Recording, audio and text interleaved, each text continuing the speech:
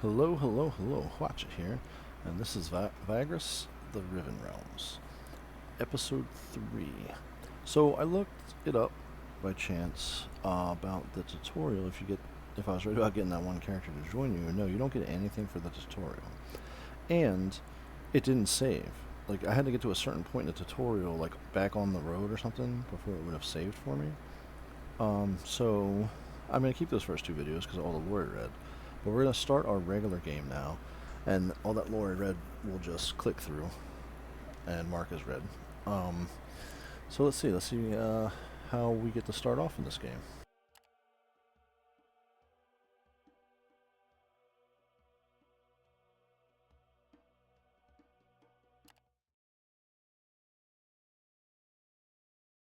I didn't read that fast enough. Yes, a Vagrus. What a profession. So now we click the second one. We don't want any ghost stories all the time. We're going to skip the pilgrims of the wastelands, right? For what is best for his comitatus, eh? Fair enough, good master, fair enough. You don't want to hear tales of trusts betrayed and of bad decisions? It makes sense to me, with you also being a Vagrus and all that. Tell me, have you been long at it? And where do you come from? It is not often that I can talk to one of your kind. Create my Vagrus. So I am very partial to dwarves, right? So, the mighty dwarven kingdom of Vendarthar was the greatest ally of the Empire before the calamity and gifted him his most secrets of Milestone.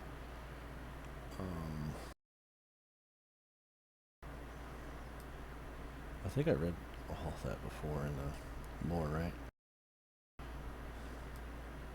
For all intents and purposes, dwarves are a dying race. Stocky and sturdy dwarves are a hardy folk. Men almost always grow beards. So we get +1 evaluate perk, +1 tough perk, and +1 dwarven gadget. Sounds good to me. Select my background. Boost tough fighter is veteran. You serve a military force fighting for a cause or for coin. Adventurer used to travel a lot and sought adventure everywhere. Survival, resourcefulness. Use artisan used to craft goods and sell them for a living. So engineering perk, good quality tools equipment +25 carpenter's guild reputation. Criminal leaders con and 85 loaders guild. Criminal activities. We still have connections to loaders guild. Carpenters, criminal carpenters, 85 carpenters guild +1 con. Festival criminal activities. Laborer. Used to be a manual worker or slave. Prospecting, tough. Loaders Guild, workers. Slaver, you're a professional slave catcher and slave trader. Intimidate, House Darius, slaves, slave cage equipment, or scholar. Study a great many subjects and are considered wise. Alchemy, history, religion, ancient. Tablet item. Huh, I wonder why these aren't available. Maybe DLCs, maybe unlocks, I don't know. Just go ahead and do the veteran? Not sure. Veteran, artisan, engineering, good quality tools, equipment, and reputation for the guild. Remember, all guilds are basically criminal organizations underneath, right? Which we read. Or laborer, so I can get prospecting. Loaders Guild rep, tough, and workers. I think I'm gonna start as that. I was a laborer. I wasn't a slaver. Used to be a manual worker or a slave. Yep. I got my hands dirty, right? Let's do that. Calling. You're a traveling merchant, a nomad trader interested in transporting goods, news, and people to the faraway reaches of the Empire for profit. Mercenary. You're the captain of a mercenary company that seeks to work dangerous jobs, hunt bounties, or even raid camps and settlements out in the wasteland. This calling is geared towards armed conflicts and starts with a larger fighting crew, which results in higher upkeep. Therefore, we only recommend choosing mercenary for more experienced players. So, you are a seeker of knowledge in new places, someone who delves into ancient ruins. So honestly, I think being a trader is why I wanted to try this game. So I'm going to do that. We get +1 evaluate, +1 traverse. We get 15 reputation with a couple of the houses, an alliance and the covenant. We get 2 slaves and 2 workers, an extra storage unit, extra storage equipment, and 3 beast lore items. Our ambition, wealth. Our goal is to amass a great amount of wealth so that you don't have to worry about the future ever again. Renown, your goal is to become... I should have read this. Choose an ambition if you want to focus on trading, resource management, and the economy aspects of the game without having to get into quests and stories. Renown, your goal is to become well known and respected in society, one of the most famous Vagri ever to travel the far reaches of the Empire. Choose this ambition if you want to focus more on completing difficult quests and working towards unlocking a higher standing for a number of factions. Continuously securing funds to be able to do these is still required. Free play. No victory condition. You can play freely as long as you desire.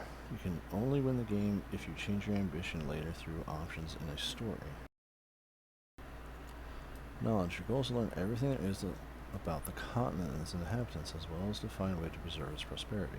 Choose this ambition if you want to focus on hunting for obscure codex entries, as well as delving into dangerous locations. Continuously securing funds to be able to do these is still required. Okay, so these are actually kind of like win conditions. Oh yeah. I didn't read the first thing. Your ambition determines how you win the game. So I get free play, I get wealthy. Wealth, renown, knowledge. It kind of seems like I could go for wealth and renown and avoid hunting codexes if I wanted to, if I pick this one, right? And then go for them when I want to finish, I guess. We'll do that. We're going to do that. We're going to do knowledge as our ambition. Okay, perks. Resourcefulness, insight. What do we do here? That costs 3. Okay, authority. It dictates how many assigned deputies you can have at any given time. Absolute maximum number of 6, regardless of bonuses. Authority also makes your companions more tolerant with the decisions you make. With higher authority, lessening the loyalty losses for companions. Bonuses that raise maximum authority beyond 6 have no effect. Resourcefulness can be used to aid in various tasks, such as tests, additional movement points, or combat. Check the perks under leadership to see the specific uses of resourcefulness. Bonuses that raise maximum resourcefulness beyond 12 have no effect.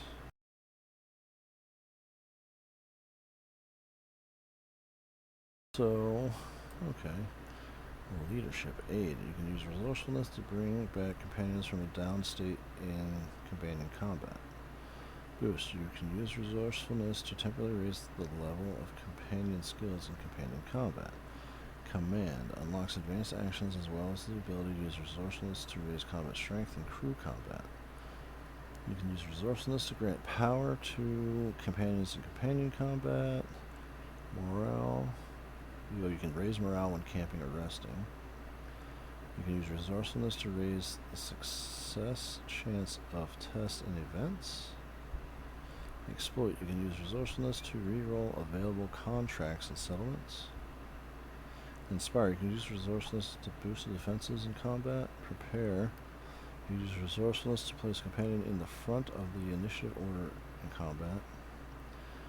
And turn march points into movement points on the campaign map. It's traverse. Okay, so we have traverse. I really think encourage is going to be it, right? Because we want to keep our morale high. If I can use resourcefulness to raise morale when we're camping and resting, that might be the way to go. How much does that cost?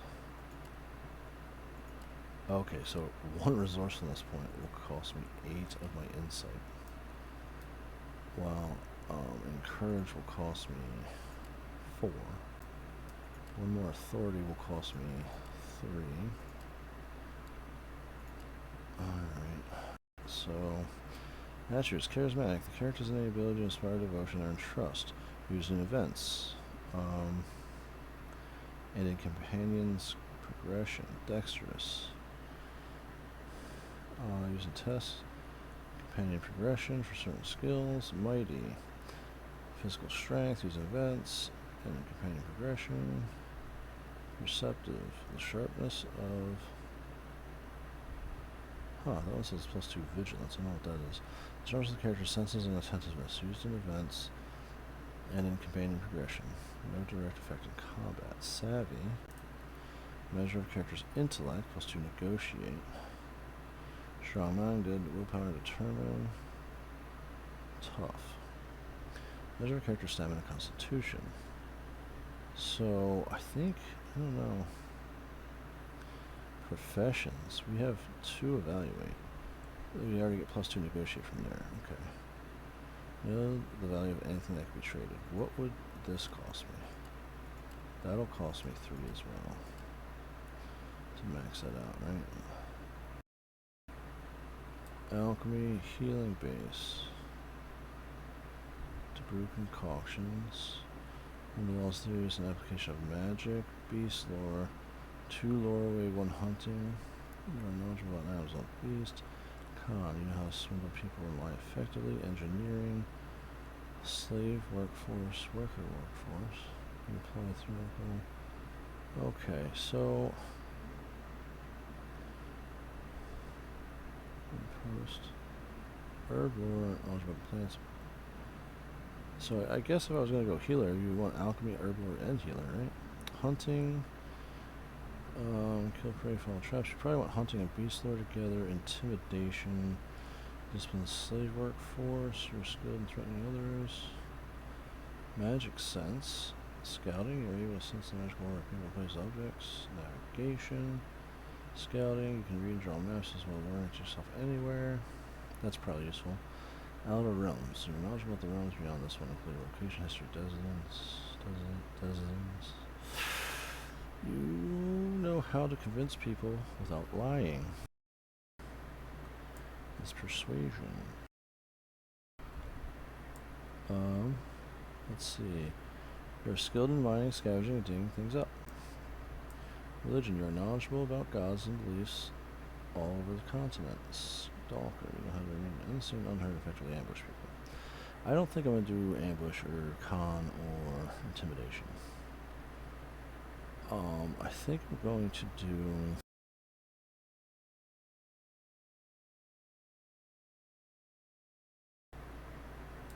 So I think I'm going to go ahead. I think I want...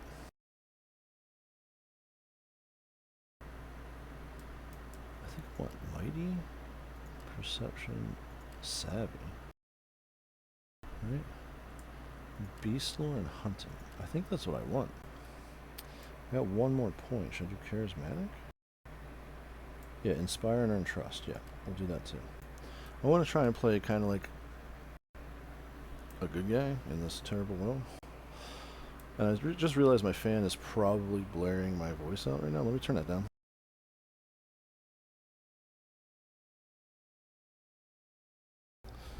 Because I am solidly recording.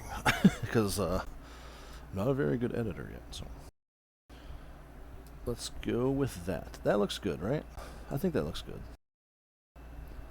Because you can get bonuses that increase this and it won't go past 6. So do we really want to put points into that? I don't think we do, right?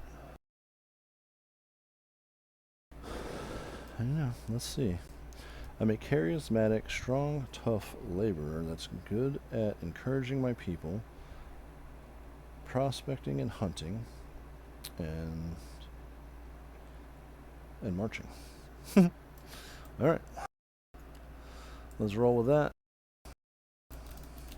Hwacha.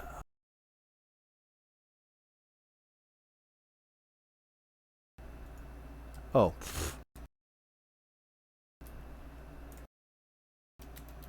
I thought I was choosing a gender there. It was randomly generating a name.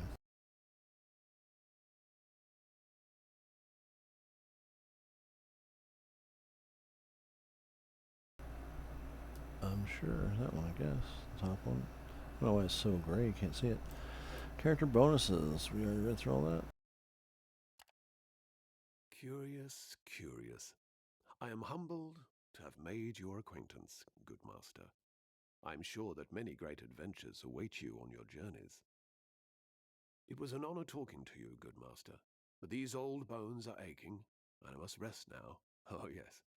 Perhaps we will talk in the morning. Perhaps we will. May the gods guard your sleep.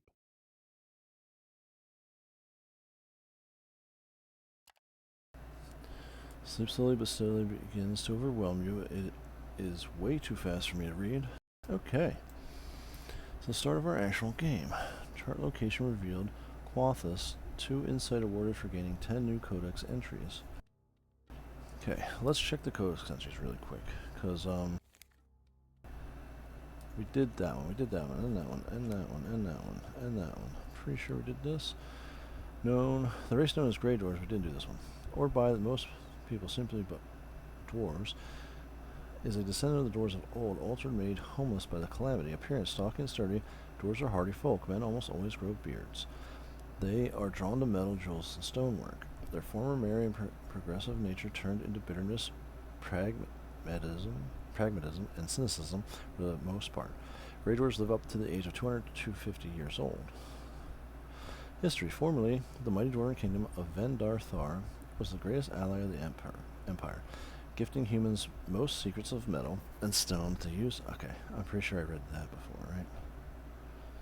Abandoning their ancestral ways in favor of technology, going as far as dedicating their entire lives to it instead of founding their own families, which resulted in dwindling population.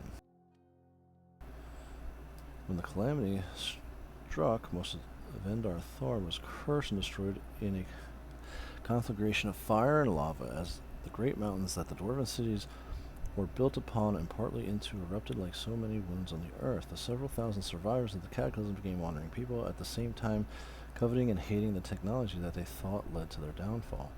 Culture. These days, dwarves are nomads for the most part, dealing in gadgets and metalworking. Sometimes they make an attempt to enter the molten kingdom of Vendar Thar and learn something of their past, but that ends in disaster most often than not. Dwarves are scavengers, merchants, and inventors, and still their numbers fall constantly due to their reluctance to procreate. For all intents and purposes, dwarves are a dying race, and they don't seem to care. Huh. Let's see, I don't remember reading abolitionists. The abolitionist movement, in short, abolitionists is a secret society that is built on the belief that everyone has the right to liberty and thus works on abolishing the institution of slavery in the empire. Oh, okay. Yeah, I might do that too, right? I think it says I was going to start with 2 slaves. Let's see if I could make them free men, right? History. Slavery was a major facet of imperial life even before the calamity, and towards the end of the Golden Age era, the social dynamic surrounding it gave rise to the abolitionist movement. Then a legally sound political movement with senators openly supporting it, but they could gain traction. However, the tumultuous decades before the calamity robbed them of many of their supporters. In the Fourth Age, the 12 have outlawed anti-slavery and thus abolitionism on the pretext of divine mandate. Since the immortal emperor's mandate to rule is divine, his people, citizens of the empire, also share in his divinity and are thus superior to most other races and cultures. Even since then, the persecution of abolitionists and merciless hunts for escaped slaves have been widespread in the empire. In these, the Church of Sergorod and the Order of the Black Sun are chiefly involved. The movement is strongest in the outlying provinces where the most difficult, most dangerous labor is delegated to slaves and where, therefore, slaves are the least content within their fate. Tark especially, where a lot of the populace feels they are themselves slaves in effect, if not in name, is a hotbed of anti-slavery movements. Tark, okay. To the great dismay of the 12, the mines and work camps in the mid-regions were also the sites of great slave revolts in the past where the abolitionists are thought to have been at work. The movement is said to have been behind the successful revolt of PC 929 when the slaves were escorted to the Dragonlands and were thus liberated, though this may only be propaganda. Structure and activity. Though the movement has a strong presence in most cities, it is very far from being united due to the brutal hunt for abolitionists. Most cells do not and cannot communicate, so they end up working independently. Most of the time, supporters or members of the movement are perfectly happy with aiding the escape of a few slaves into the wastelands where cruel death or banditry awaits the unfortunate, while the liberators delude themselves with lofty ideas of altruism in their cozy villas. Every now and then, a large revolt breaks out and is inevitably decimated. Countries like Dajmaha and the northern sea inlands are typically destinations where the most fortunate escaped slaves can end up. Tarkian pirates and benevolent nobles are the greatest supporters of the cause. Most citizens of the empire could not care less about liberties, but also do not typically torment their slaves. Huh. Okay. So I'm sure we read that and that.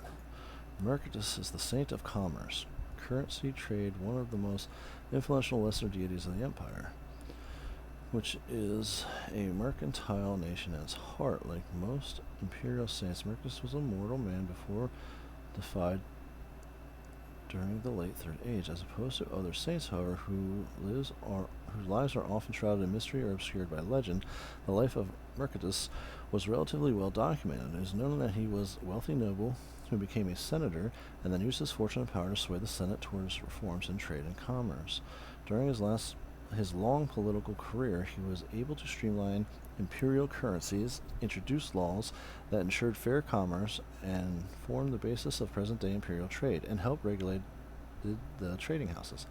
Not only was Mercatus made a saint very soon after his death, but he was among the several saints who have survived the religious purge of the Calamity. He is doubtless the most popular and well-respected lesser deity in present-day empire. The saint has his own monks who oversee, log, and sanctify important trade in cities, but they do not have magic of their own. They are administrators more than holy men, although they consider their responsibilities sacred. The trade disputes between powerful people are also often meditated by the monks. The week of Mercatus is a 6-day-long festival of feasts, entertainment, and arena games starting from the Ides of Calderius. Mercatus monks compensate any trader who give discounts, and in the large cities they consecrate imperial arenas in the saint's name. Spectacular gladiatorial games follow, and the spilt blood further blesses next year's trade. Okay. Let's see. I know I read Vagrus and Trading House. Did I read Trading House? Trade houses are millennium-old institutions, essentially merchant guilds that wield great influence. Houses have their own traditions, host loyal. I think I did. I think I read this. I know I did the Multitongue, the Jagged Waste, the Imperial Calendar, the Empire of the Calamity. Stadio is on the road, and Mancio's in towns and cities. I remember that. So Quathus. Quathus, I don't remember reading this one. So we got one more to read here in our beginning. The great city of Quathus was the largest settlement of the ancient dwarven kingdom of Vendarthar. Today is a vast smoldering ruin surrounded by broken mountains and rivers of lava after devastation brought by the calamity. Few souls linger here except for the occasional foolhardy seekers of ancient dwarven treasures or the addle-minded mutants that prey on them. Description. This must be like my end game, right? Go back here. The description. Present day Quathus is a vast sprawling ruin of walls, collapsed houses, shattered halls, cyclopean ziggurats, and broken towers, mostly made of fused stone in the late Third Age dwarven architectural style. It takes a great deal of expertise and luck to safely navigate the Riven streets as earthquakes, lava bursts, and firestorms make each step potentially the last. The stocky, sharp, smaller buildings and lesser monuments are often surprisingly intact in the inner city, a testament to dwarven craftsmanship. The western side of the city climbs the feet of the mountain of fire, while the north and northeast, the great lava flow of Fury's Whip besieges the ruins. Thus, the only way to safely access the remnants of Quathus is over the grim plains in the south. But it is far from safe due to the volatile terrain bombarded by volcanic activity. History. Quathus was built during the Third Age, when cooperation between the budding empire and the kingdom of Vendarthar became closer. The need for a dwarven settlement that was easily accessible for other races rose quickly with the alliance, and so the small town of Quathus was radically expanded over the next century to eventually become a major surface city. In fact, the only dwarven city mostly above ground. Quathus never lost its importance during the Third Age, and historical records indicate it was named the capital city of Vendarthar for a short while during the rule of a series of more open-minded inventor kings. Quathus was also a center of learning regarding dwarven agriculture. Nope, that's not agriculture, that's architecture. And engineering, open to all races and cultures, something the Empire gladly took advantage of during its golden age. Then the calamity struck at the dawn of the Fourth Age and utterly devastated the Dwarven kingdom. Quathos was mostly spared the volcanic destruction that all but eradicated Vendar Thar, but the accompanying earthquakes and the lava river of Fury's Whip made it so that the population fled the city and perished in the arcane storms that were raging over most of the new wasteland.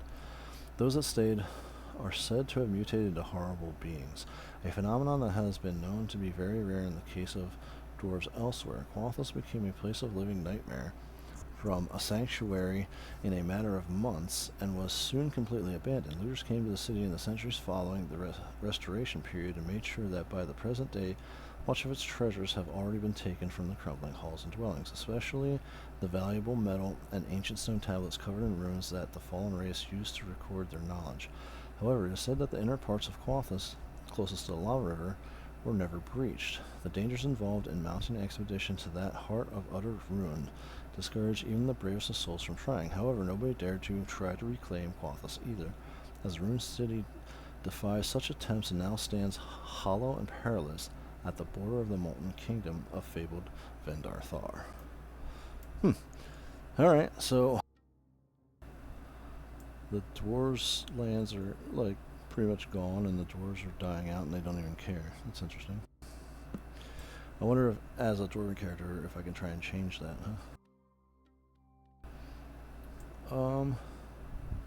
chart location revealed. Quathos. Oh, is that where I'm starting? Like the edge of Quathos? Let's see. This is a map.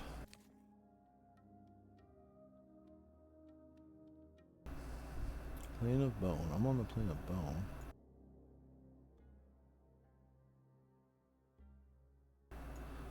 The Dragon Lands, the jagged, deformed waste, the Searing Plains. I'm already forgetting my lore that I'm reading. So here somewhere? It's the center of the Empire, right? Or is it here? The Heartlands. Let's see.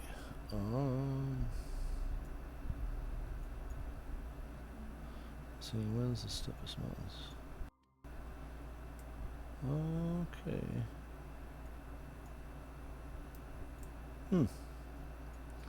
So is that where I'm at? Karnak Way Station. Southern Jagged Waste Region. That's where I'm at. Okay. No, the journal entry was just for that, right? What is that? Symbol. That's just an encampment. That's probably my first destination then, right? Okay. Let's actually start our game. Actually start our game, right? Game saved automatically. New day. That's cool. What is this? Oh, will it show me? Oh, there. That's where it is. It's somewhere there. That's the Furious Whip. Okay, that's what I was looking for. I'm blind, but I was changing the name as I zoom in anyway. Cool. So, okay, cool. Alright, let's start. I'm sorry. Morning creeps up quietly on the arid wasteland. You wake up and step out of your tent into the crisp air, yawning, stretching, blinking in the orange light of the rising sun. The fiery orb's warm rays are welcome, in stark contrast to how you all will feel in a few hours. Your crew, groggy still after an early start, shambles around camp, busy with their chores. Some of them are still huddled around their dying fires. You look at the horizon to the north and find it empty against the morning haze. Yet you know that beyond that jagged line, the way station of Karnak awaits, a short stop on your way to a proper city, less than a week of trudging through the plains as you reach Tworzag's shelter. You hope to rest there and find much needed work. In fact, this was the reason you took the Comitatus north, to Terra Sepra, the lands beyond. New opportunities. The previous Vagrus of this traveling company perished several weeks ago, and even though you worked for her only for a few months and are indeed quite new to this wandering business, the crew elected you to take her place because she trusted your abilities. Morning, Vagrus, one of your guards walks up to you and draws you out of your reverie. That old geezer you talked to last night is about to leave and want to say goodbye before he does. You nod and head to the campfires. You find the old storyteller in the process of packing his meager equipment while whistling a tune. Okay, before I talk to the old man, where's my, like, menu? Deputies. Did I click this? No. Okay. Morale 7 of 9. Obedience 7 of 9. 7 of 9. 7 of 9. Okay. That's just how we're going to start out. 8 days rest. So 7. Right. Okay. Alright. Talk to the old man. You clear your throat discreetly. Thank you for coming, good master, the old man says, still fiddling with his sling bag. I will not go to Tarzag's shelter with you. My path leads elsewhere. I am grateful to you for letting me travel with your Kamitas. Ah, yes, and I hope I've earned my keep. Because he had no coin or anything of value when you came across him in the middle of nowhere 3 days ago, you allowed the old man to travel with you and eat from your stores in exchange for entertaining your crew with stories along the way. True enough, no hour has passed since without a tale being recited by the strange fellow. He even made an effort to entertain you while sitting at your campfire last night, but that as it may, you allowed him to tag along as an act of kindness. The old man turns to you and smiles innocently. I may be able to repay you more properly by giving some advice, eh? If you don't mind me saying, good master, you are only starting your venture as a Vagrus, and, perhaps you could use such wisdom. I will listen to his advice. Alright, first off, there are a lot of rumors going around in a city as great as Grim Torzag, but even in smaller settlements too. Listen to these, for these often truth to such talk and gossips can guide you to business opportunities, valuables, interesting places. Often fresh news is the most valuable commodity you can possess, especially to have a sizable cargo hold to hold large amounts of goods across the wasteland. If I were you, I'd find some work as soon as possible, preferably something your crew can manage without much difficulty, perhaps from one of them trading houses.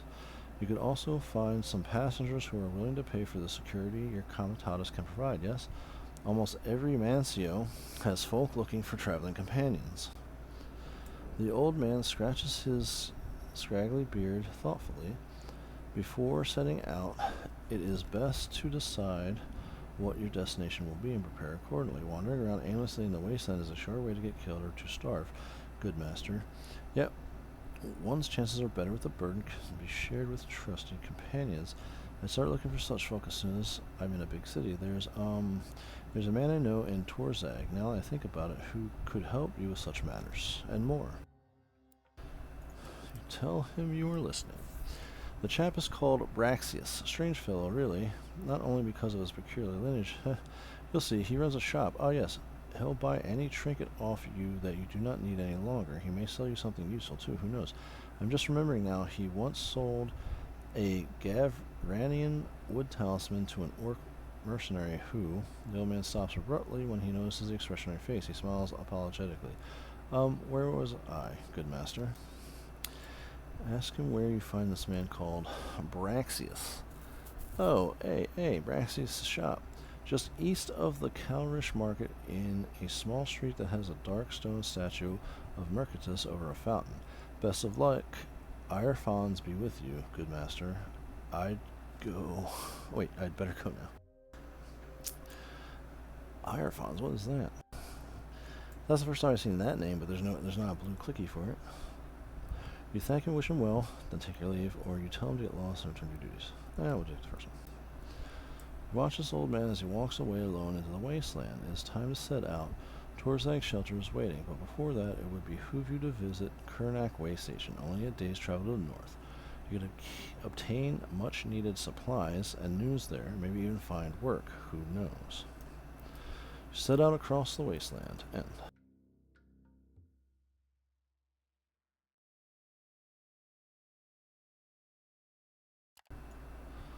Okay, this is how... Okay, so each step, like this, from here to here's 3, and that's 3, and that's 3, but from here to here's 4, here to here's 2, right? That's how it works. So that's 3. That's the way station, I think. And 6. So do we take each step at a time? Or do we... Should I just click that one? What is that? I have... That's all the stuff I could trade?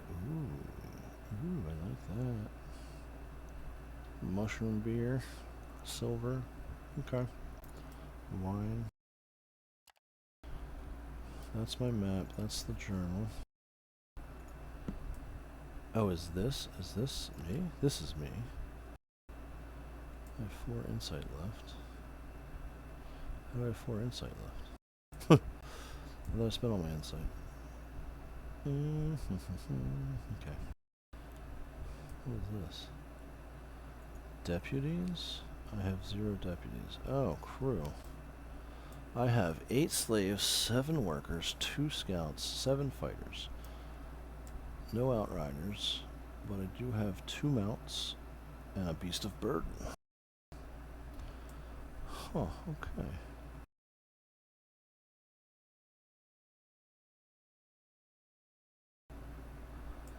We have upkeep for scouts and okay. Accrued upkeep. Daily upkeep. What is accrued upkeep? The sum of total of your debt to your crew. Daily upkeep. The money you have to pay your crew each day. Consumption. 1 supply equals 1 point. Workforce represents the capacity of your crew's work output to cover the needs of the comitatus. You need 6.5 workforce from your workers, slaves, and passengers combined for the efficient operation of the comitatus. And I have 14. Okay, so they're good enough to do the work, right? My accrued upkeep. So I owe them $5 already, and my daily upkeep's gonna be 2.5. Oh, that's pretty cheap since I start with 15 bras. Okay. Right? Lurg and changers. Yeah, it's 5 lurg, 2 lurg, and 2 changers. 5 changers. Okay. So that's pretty cheap compared to what I'm holding. So I can get by on that for now. Cargo. Oh boy, this slot is locked. You can unlock it by assigning a chief handler, Venatorus, on the deputies tab. Venatorus, I actually know, is a hunter in Latin, right? Because I actually used to use that as a name of a character. Slot locked. You can unlock it by assigning a chief handler, Venatorus, on the deputies tab. Okay.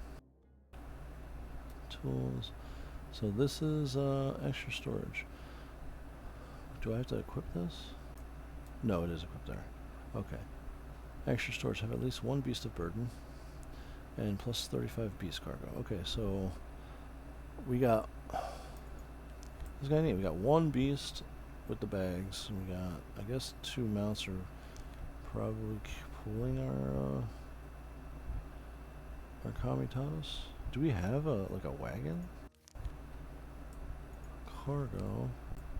Probably not. He's probably all we have right now, right? Companions. No companions. I don't have, which aren't the same as deputies, I assume. These are going to be the characters I use in combat, right? My deputies will lead the crew, and companions will be my buddies in combat, I think. Deputies can only be assigned during camping in settlements or by spending resourcefulness. So where is resourcefulness? That's what I don't understand. My offensive power is 45. My defensive power is 7. Okay, don't fully understand yet. So, alright, let's just move one square or 1 dot. Nothing there, right? Acquire supplies, camp.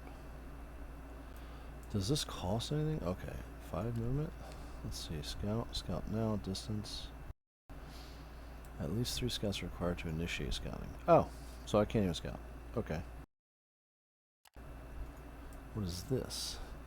As an alternative to acquiring supplies when you camp and in the day, you may also acquire supplies during the day. This can also be useful as the node you choose to hunt or forage on may have significant impact on the results. In almost all cases, this will cost 2 movement points. If you do not have any remaining movement points, it will cost 1 vigor.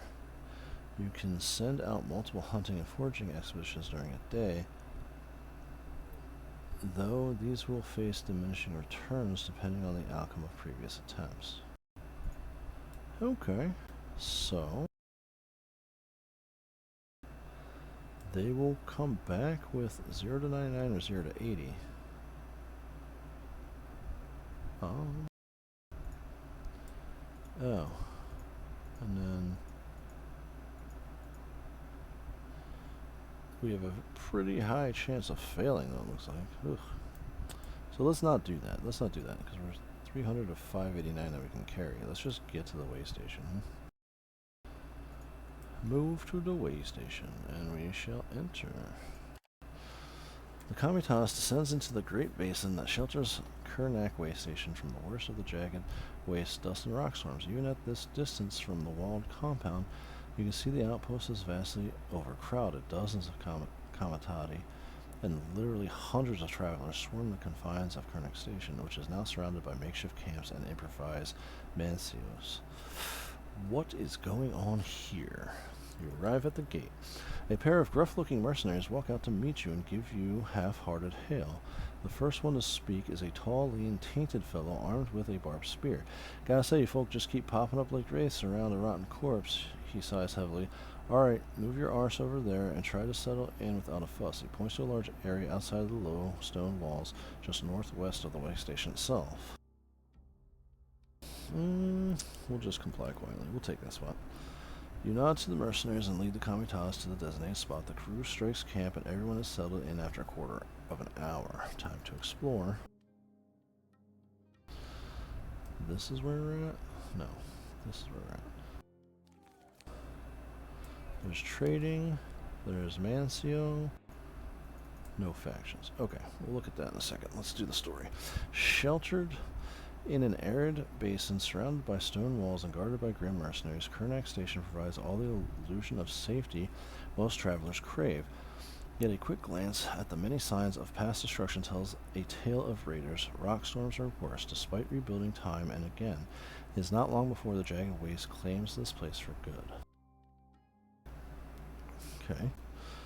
So, stories. The guarded compound.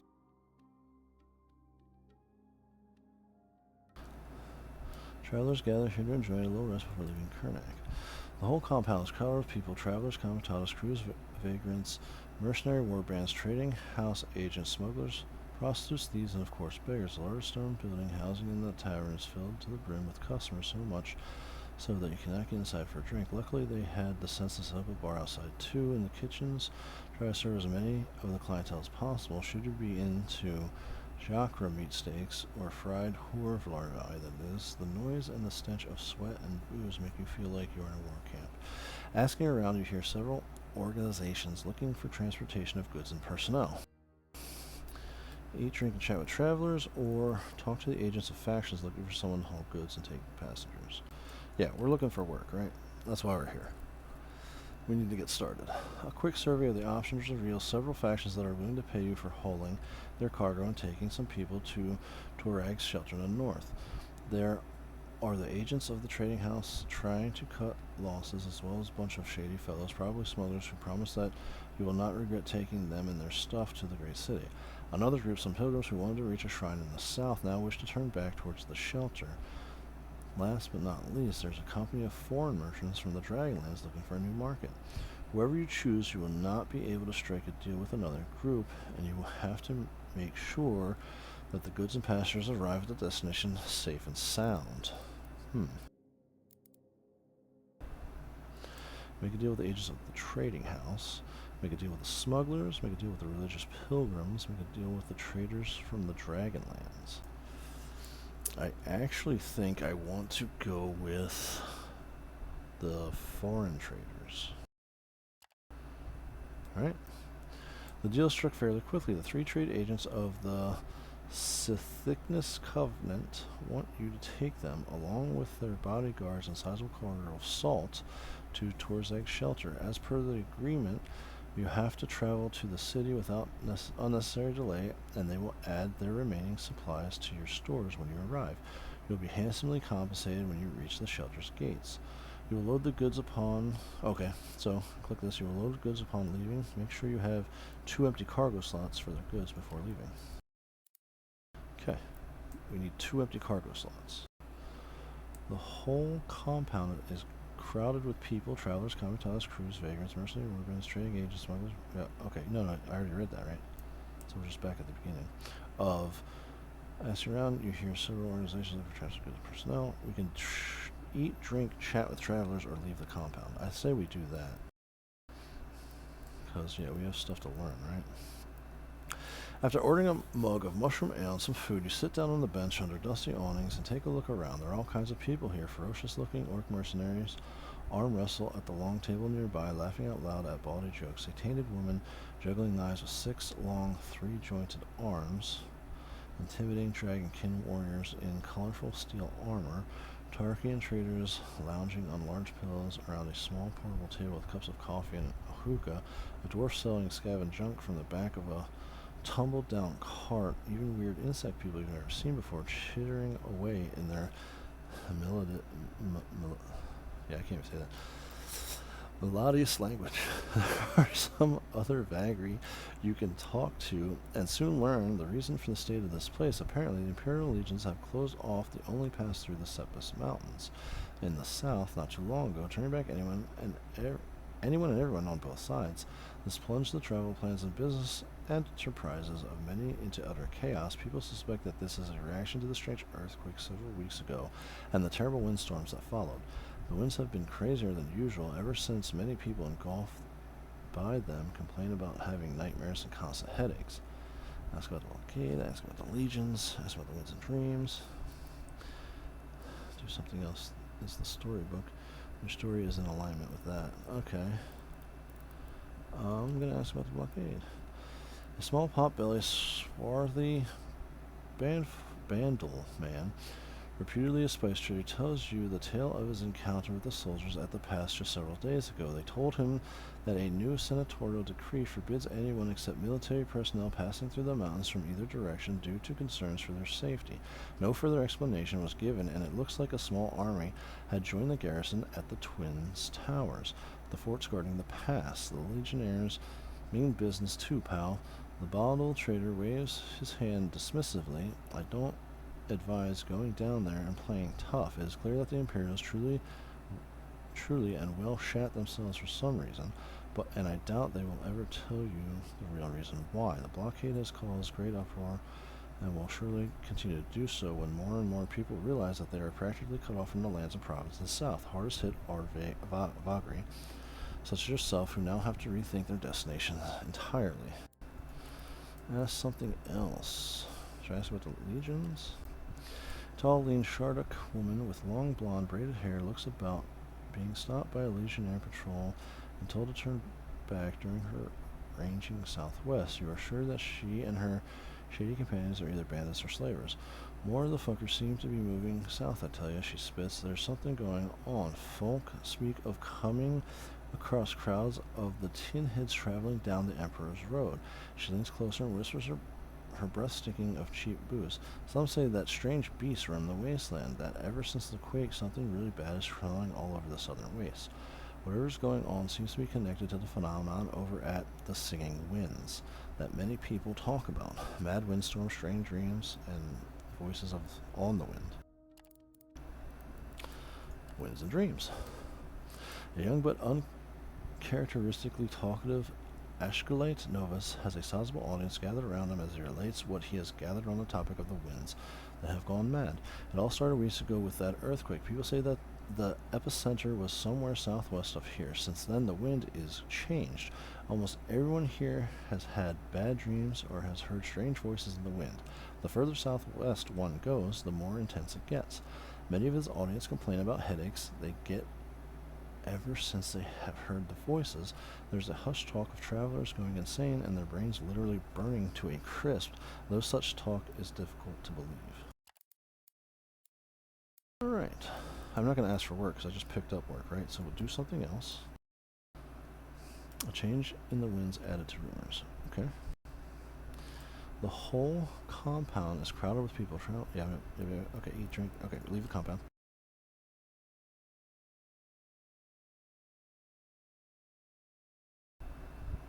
Do I do that?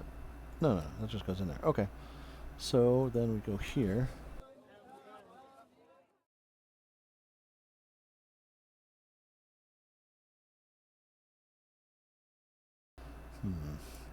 Do I look to see if I can get rid of this luxury wine?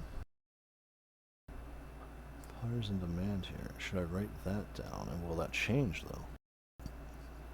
Should I take notes? Pottery in demand at the fort, right?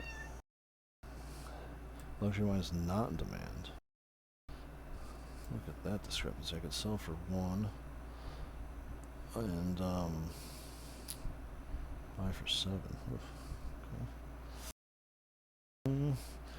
So that's not in demand, so we're going to hold on to that, and we only have 2 more spots is what I need for the people I'm taking, right? That's what they said. If we go here, butcher 1 warrior beast of burden to gain supplies. Nope, my kitty cat wants attention. Oh my gosh. Oh my god. So, what is this?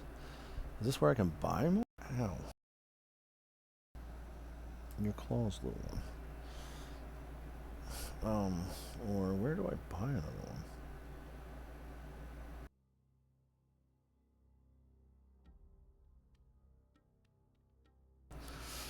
Let's see. Rumors? Might this be an opportunity in disguise? Trade routes blocked. Buy. What am I buying there? Am I buying a rumor or a hint? Trade news. Receive 1 local news. Exchange. Is that what I'm buying? Trade news? Rest. Initiating this action will end the current day. I don't think we need to do that. I think we just need...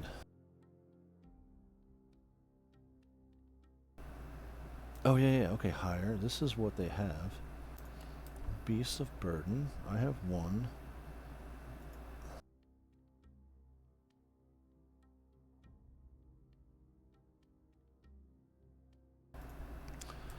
Oh, I can't buy it because really, they are really expensive. Okay.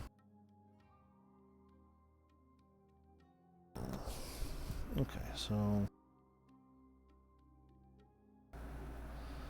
They can carry cargo, but it's them that really carry it. So yeah, I guess we just leave now because we don't really have anything. You are ready to leave Kernak Way Station behind. The peoples have agreed to transport along with their cargo to Torzag's shelter. Eagerly await you at the gate of the compound. Load the cargo, put up the passengers. Load the cargo, put up the passengers. Plus 16 salt and Scythichness traders join your comitatus. After your crew loads the cargo, your new comms take their places along the line on the carts. They remind you that going anywhere else other than Torzag's shelter renders your agreement null and void. Okay. So we get 16 salt up front as payment? Okay, question. Where is this place? Oh, up here. Okay. So it's definitely just north up the road. Is this... No, that's a boundary, not a road, right? Or is it? Is that the Empire's Road?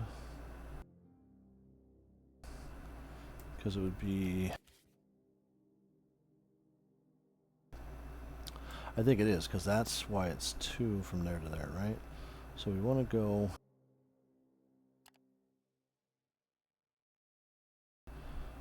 Oh, we only have 2 left.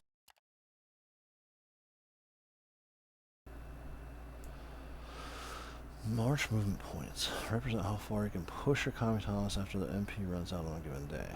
So, should we even do that? Is that super bad? Does that have bad effects? No, that's not. We're not doing that. Okay. Why would we do that? Let's go here.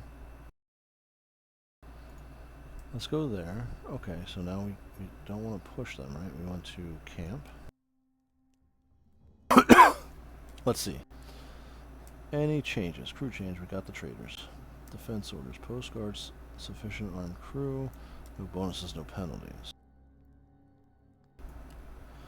Postcards. Insufficient armed crew. -1 vigor. Plus obedience. Plus Lower chance of ambush. Post no guards. Minus stuff. Yeah, let's not take that. Okay.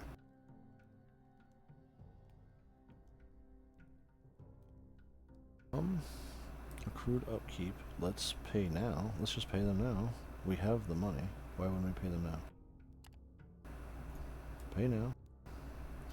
×2. Offer your crew double wages for the current day. Boost morale. Ooh, okay. So as long as we're getting rich, we can keep morale high, right? That sounds good. Sounds good to me.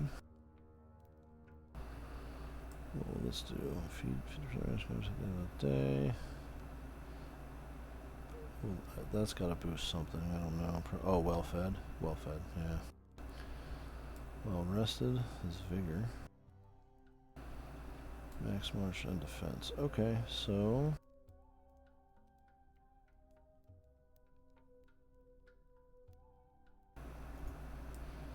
okay, that will bring down our vigor.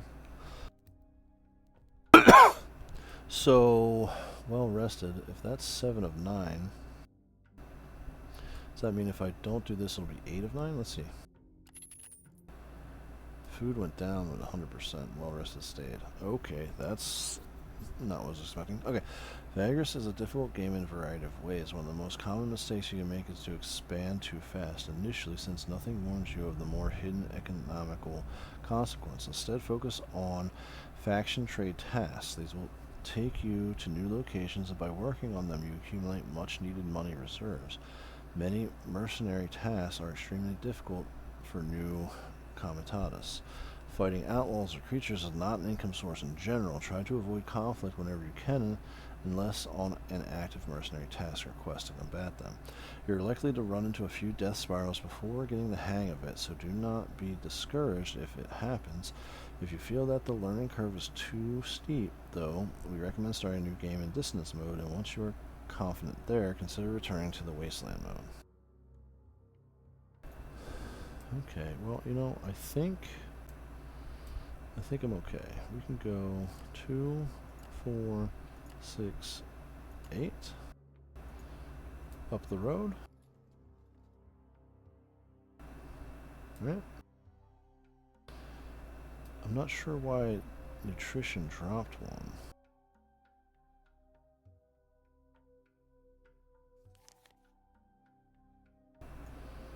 So, being at the beginning of the game, now, okay, so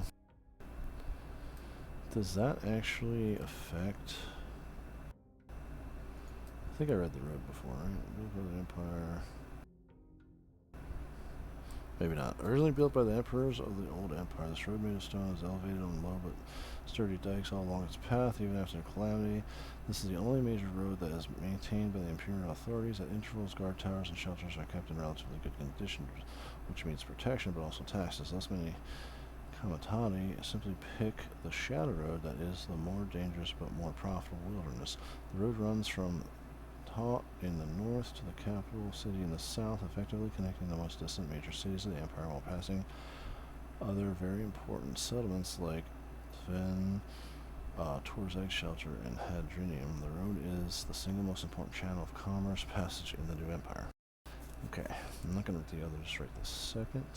I wanted to read that since I clicked it. Let's see. Yeah, I don't really have much of a crew. I just don't know if I pushed them. Is that why I wasn't sustained? Because I pushed a little bit? Not sure. Camp.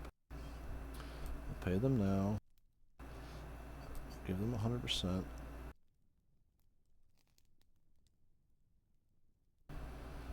And that's good. Let's end the day. Let's see what happens. Sustained 5. Well, that went down again. So I gotta feed them more than 100% rations for them to,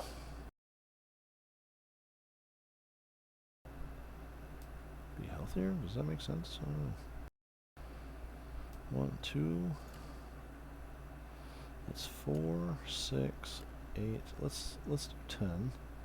Because I don't think that matters, right? Okay, I didn't get a footprint there for some reason.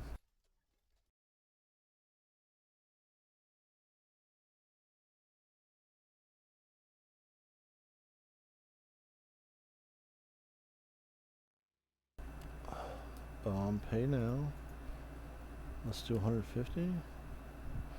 That'll consume 111. Let's do that. Will that make that go up? Yes, it does. 150 makes it go up 1. Okay. And 100 made it go down. So is that because of the type of supplies I have? I have no clue. No clue. Cargo.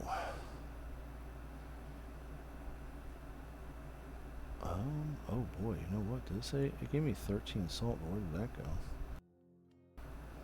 Because I didn't have an extra spot for it, right? Did I leave that behind?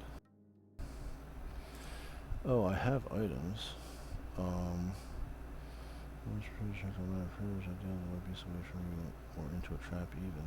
Dwarven gadget, some ancient dwarven guga that nobody can decipher in this age, not even dwarves, yet many try to make it, which makes it quite valuable. Oh, okay. Well, I don't have an overflow, so I don't know where that went. Did I just go in here? Yeah, I don't have many supplies already.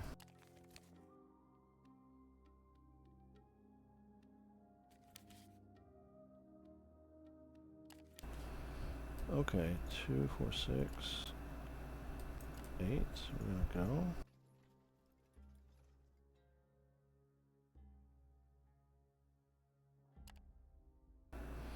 The shelter's 8 again, so do we just not do that? Let's just not do that. We'll camp. 100%. Oh. Oh, that's telling me where it'll go. Discipline one or more of your slaves to gain obedience. Or liberate one or more of your slaves to gain obedience. Liberate slaves become workers. Note that the obedience gain has a diminishing return. Costs 9 MP if you're already camping. Oh. Should I do that? Should probably do that, right?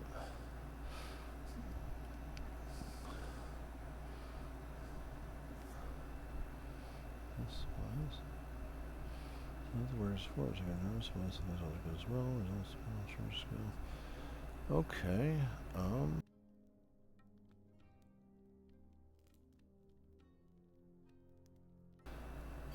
Obedience. I don't want to sound like a jerk, but if I don't need the obedience, should I not let them go yet until I need it?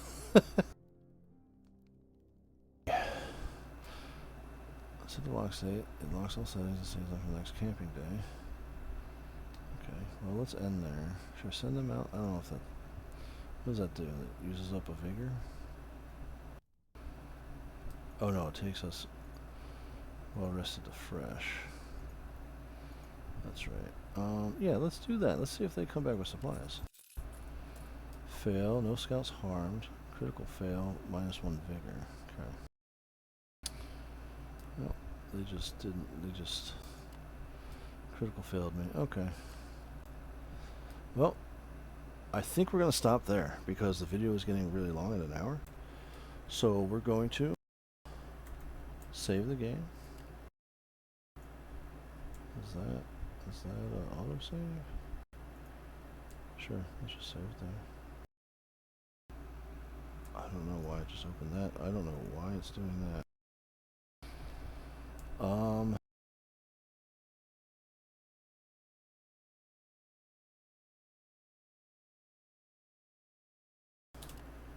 Let's do that. Okay, so game saved now, finally. So, because it didn't save my tutorial progress. And we're going to stop there. When we come back for episode 4, we will go to the shelter and actually do some more storyline stuff.